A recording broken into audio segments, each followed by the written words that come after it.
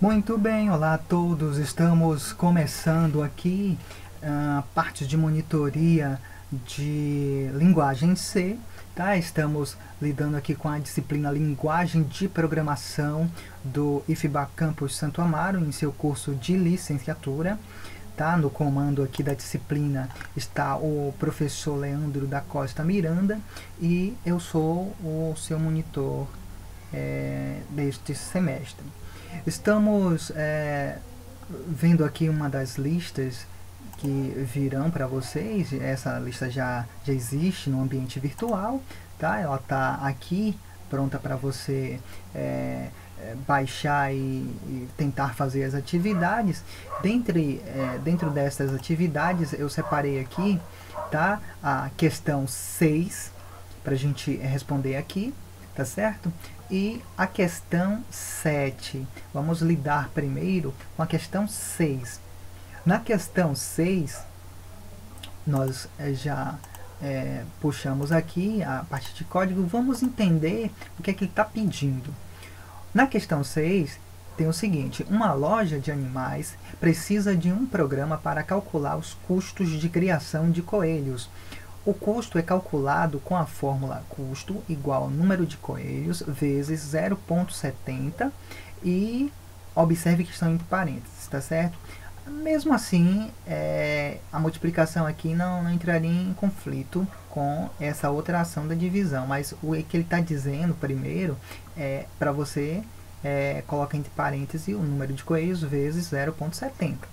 Depois que ele fizer esse cálculo, ele vai ter aqui 18 vezes 10, o resultado deste dividido pelo resultado deste.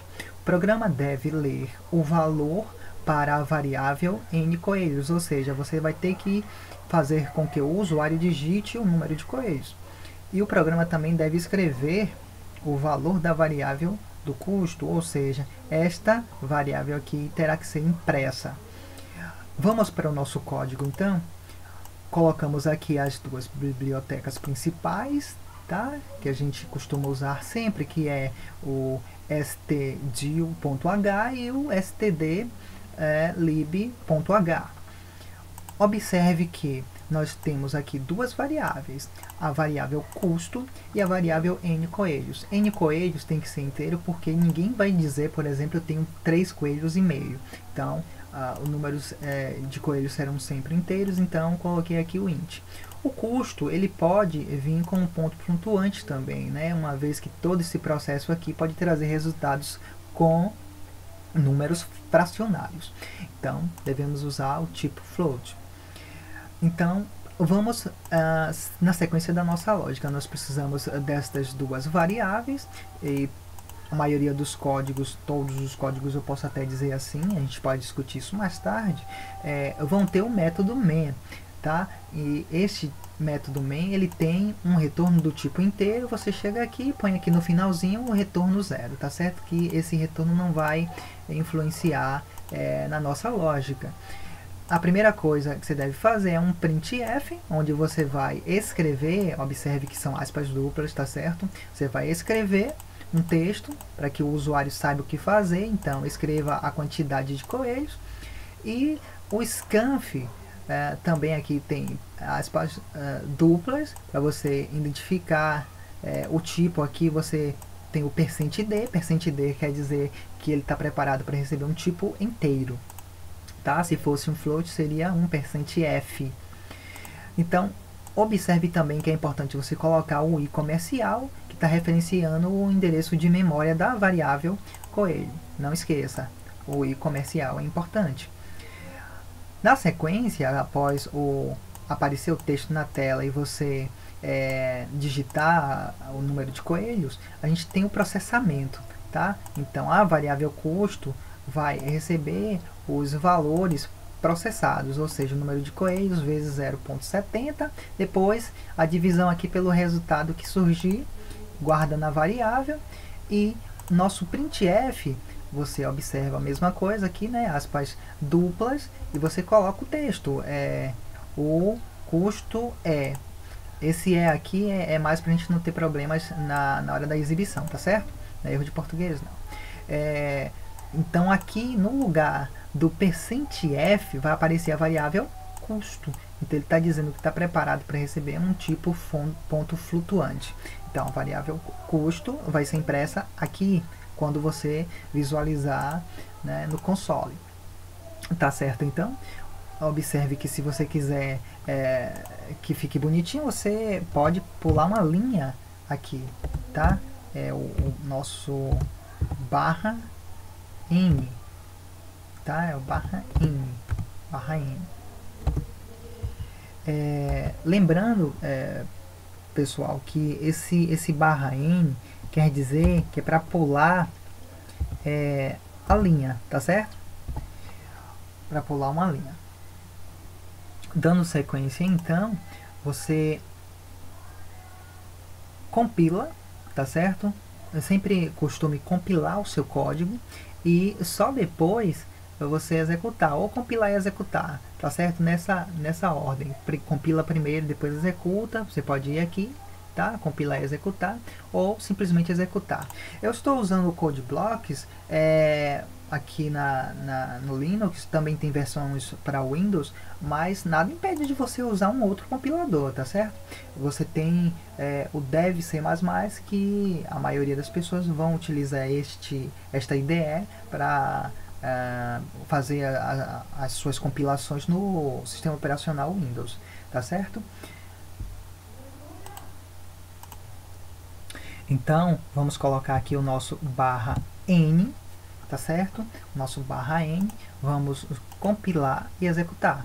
Aqui então, ele já está pedindo, escreva a quantidade de coelhos, já aparecendo aqui na tela. Observe que eu não pulei linha, por isso que está aqui na mesma linha. Eu chego e coloco um valor, por exemplo, eu coloco o valor 7, e quando eu dou o Enter, ele vai processar, né? Ele vai fazer essas contas, vai colocar aqui na variável custo e depois vai imprimir a numeração aqui exatamente na posição do %f. Então observe, o custo é 2 pontos e aqui está o valor do nosso processamento, tá certo? Então vamos dar prosseguimento em nossa explicação. Vamos para a 7ª questão. Na 7ª questão nós temos o seguinte: uma empresa tem para um determinado funcionário uma ficha contendo o número de horas trabalhadas e o número de dependentes de um funcionário, considerando que, aí tem aqui as duas considerações, a empresa paga R$12 por hora e R$40 por dependentes. A letra B diz o seguinte: sobre o salário são feitos descontos de 8,5% para o INSS e 5% para o IR. Tá legal? Vamos fazer o seguinte, ó. Vamos dar uma olhada aqui na questão 8. Faça um programa para ler o número de horas trabalhadas e número de dependentes de um funcionário. Após a leitura, escreva qual o nome, salário bruto, os valores descontados para cada tipo de imposto e finalidade. Qual o salário líquido do funcionário? Também será impresso na tela, tá certo? Para que você possa entender um pouco melhor, fiz um exemplo aqui com um desconto diferente. Vamos aqui para a nossa questão 7. Eu fiz o seguinte: adicionei aqui as bibliotecas que a gente está acostumado a usar e eu coloquei variáveis do tipo float, o número de horas, valor líquido, tá certo? Então chamei de líquido, valor bruto chamei de bruto, valor parcial 1, né? Então eu chamei de valor 1, valor parcial 2 eu chamei de valor 2, e INSS e IR estão aqui sendo representados. E uma variável inteira para dizer o número de dependentes. Lembrando a lógica de número de dependentes, você não vai ter 3 dependentes e meio, tá certo? Então vamos também ter a questão do nome do funcionário. Então você já tem aqui o caractere do tipo char, só que você tem que ter um vetor de caracteres. Então a gente já está aqui entrando com um conceito de vetor de caractere para ser a nossa string, e tem 60 posições. Tá? Mais uma vez aparece aqui o nosso método main, nosso método principal, tá? E o retorno aqui, tá certo? Todo o escopo aqui está entre as chaves. E na sequência, pessoal, aqui tem os pedidos. Então printf aqui dizendo, fazendo uma pergunta aqui com relação ao nome, tá? Qual o nome do funcionário? E eu estou usando o gets. Qual é a diferença do gets aqui para o scanf? O gets você vai poder escrever uma string com espaço sem problema nenhum, que ele vai capturar, tá? No scanf, se você escrever um nome e der um espaço, escrever outra coisa, esqueça, ele só vai pegar o primeiro nome e vai ignorar o restante. Por isso que usamos o gets para variável aqui, tá? Do tipo char, que é uma cadeia de caracteres, a nossa famosa string. Aqui, novamente, um texto na tela, só que dessa vez ele pulou uma linha primeiro, tá? E o scanf aqui dizendo que a entrada é do tipo ponto flutuante, com o número de horas, que é um ponto flutuante. Ele entra com o número de horas, tá? Também aqui uma pergunta, quantos dependentes você tem? Aqui também vai ser uma entrada de dados, lembrando que dessa vez é um tipo de dados inteiro, por isso %d, não esqueça do i comercial para referenciar a posição de memória, tá? E aqui o processamento, onde eu estou fazendo aqui no nosso caso aqui, tá? A lógica para que isso aqui seja possível, tá? É a questão de 12 reais por hora e 40 reais por dependentes. Então nós temos aqui a representação de 12 reais por hora e 40 reais por número de dependentes, tá? Isso vai ser o bruto. E já vou imprimir logo aqui que o salário bruto é esse resultado, tá? Na sequência, eu estou dizendo que o desconto do INSS está sendo 20%. Então o que é que eu fiz? 20, tá?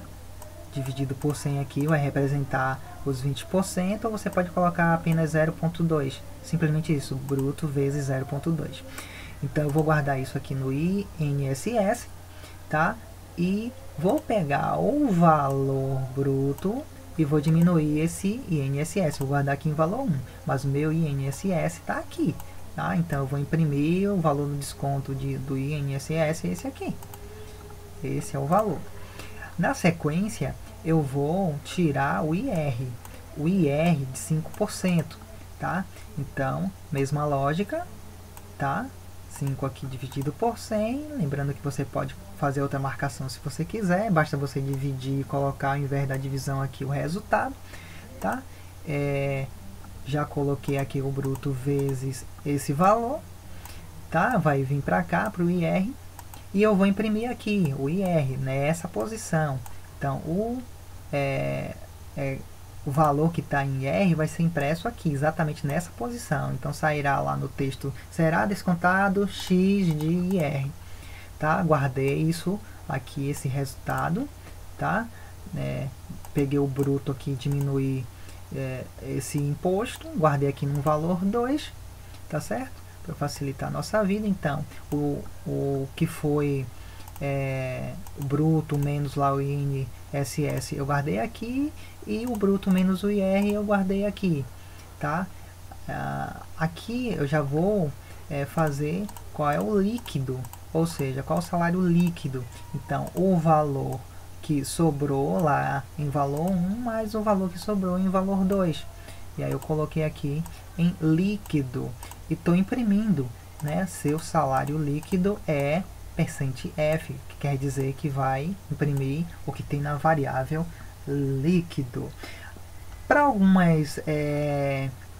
alguns questionamentos, alguns algumas dúvidas que possam surgir, a gente vai discutindo. Vocês podem mandar o comentário de vocês, tá certo? A gente pode rever algumas coisas caso não tenha ficado claro, tá? E também, se eu cometi algum erro, pode falar também, que a gente está aqui para aprender junto, tá certo?